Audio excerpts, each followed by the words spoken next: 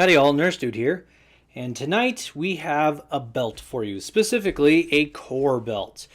The guys over there at Core had reached out to me and asked if I would be interested in reviewing and trying out one of their belts, and considering the fact that I do not have a dedicated holster belt setup specifically for my shield at the time, I was more than willing and wanting to try them out. And you know what? I kind of get it now. I get why the belt is such an important aspect of your carry setup. Previously, I had just used a regular web belt that I had gotten in the Army about 20 years ago, just your standard tan one that was all types of crappy, which is this guy here. And then I would use it on I believe this is an Onyx Stealth. I can't remember the name. If you do, let me know. It's a fantastically comfortable one that I would wear at a kind of 5 o'clock position. Extremely comfortable, breathes pretty well, but ultimately kind of hard to wear in a vehicle. And with driving so much in a big city now, I kind of wanted something that I was able to drive and sit more comfortably with.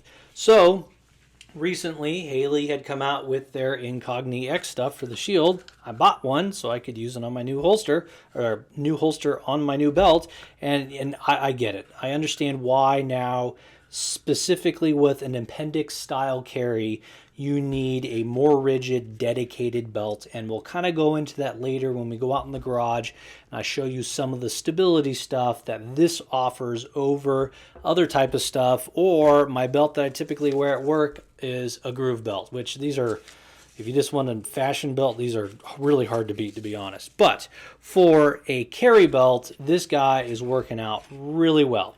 So it is made of a multi-layer system as far as the materials. And if you guys can see here, it has a kind of nylon web belt outside, which you can also do leather, infused multicam, tactical nylon, all the other stuff on there. And then on the back side, which this is the side that faces you, is kind of a rubberized material. It's not quite fiber, but it's not quite rubber. I honestly kind of hard to describe, almost like a mud flat material, if that makes sense. And then inside, which there is their reinforcement, which they're calling their power core center, is a much stiffer material that provides that horizontal torsional, I guess it would be torsional stability with the belt. So I really like it so far. You can get a couple different belt styles and everything. And the really cool thing that I like, the trick up their sleeve here, is their ratchet system for adjustments. So you can see here it has some teeth on one end, and then it has a corresponding pawl. If you guys can see it right there. Yep, corresponding pawl. And you move this guy in and it ratchets down, and it is adjustable by 1/4 inch increments. And if I'm not mistaken, there's 40 sections that you can have for adjustment, and it is really slick. So you get up and you need a little bit of room, you can just reach down with your finger and give yourself a little bit of extra room while you're sitting down. Or if you stand up and need to adjust, retucking your shirt, tighten it up really quickly. It's a breeze to adjust, to be honest. And if you're at all familiar with the old style of nylon web belts from the military, they suck. They're terrible to adjust. So the way that they achieve this setup is that they have a cast aluminum belt buckle with grabber teeth that secures it in, and it has 2 socket head Allen key or head keyed socket head Allen key screws with a fine tip on it that will screw in and actually lock in and secure the belt in.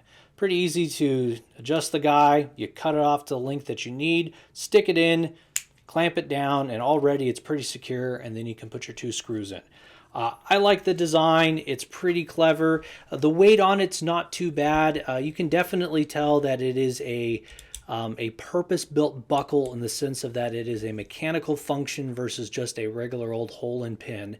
But with that being said, you're not going to notice it corresponding to the weight of your firearm. So a little bit of introduction there, and now we're going to move out to the garage, and I'll talk to you guys about how the stability works comparatively to the other stuff. So now that we're out in the garage, we can kind of check out the belts. So at the left, we have the groove belt. Right, we have our GI web belt.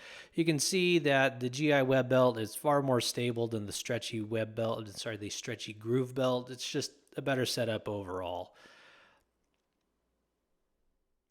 Now we have the GI belt on the left and now the core belt on the right. And you can see with the 5 o'clock position in the shield, it's far more stable. It definitely gives you a better lateral position as far as being able to, have prevent the holster from wobbling around.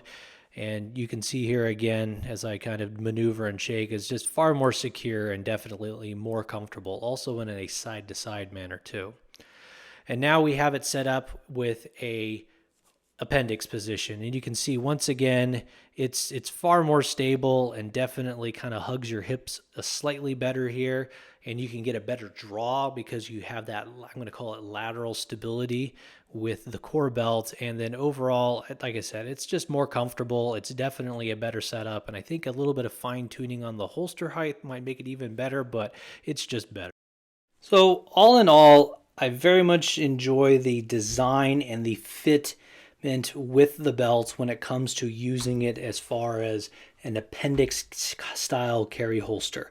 With a 5 o'clock, kind of 6 o'clock carry style, it might be a little overkill in all honest, but I don't think that this belt is really intended and designed for that type of setup. I really think it's intended and designed for an appendix carry. It provides that front lateral anti-sag stability over your pubic symphysis where your holster would kind of sit and lay, and it prevents it from going and down and getting into uncomfortable spots, kind of like around, your hip flexors and other places like that.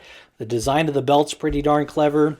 The adjustment's really slick and easy. It makes putting the belt on and off and getting in that right spot really nice, and especially if you have to adjust it on the fly. Another thing that I think is really clever is the type of design they have with, you just freaking cut the darn thing and then you burn it and off you go. It was a really easy setup, really quick and easy. And then with their storage device that they also sent with me, which is essentially a glorified coat hanger, and it works very well. You clip it in, you stick it on your coat rack, and off you go.